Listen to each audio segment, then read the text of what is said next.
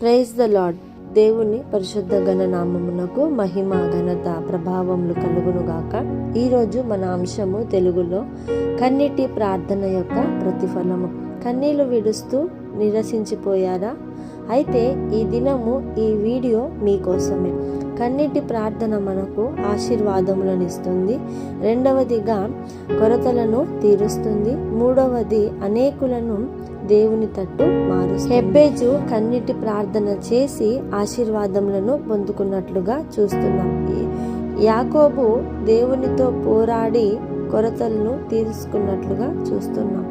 అదే విధంగా హిజ్కియా మరియు ఎస్తేరు కన్నీటి ప్రార్థన చేసి అనేకులను దేవుని తట్టు మర్చినట్లుగా మనం చూస్తున్నాం. ఈ దినము మనము కూడా కన్నీటి ప్రార్థన వీరిలాగా చేసినట్లయితే మనము కూడా వారి జీవితాలలో ఆశీర్వాదాలు పొందుకున్నట్లుగా ప్రభువు మనకు కూడా దయచేయునుగాక.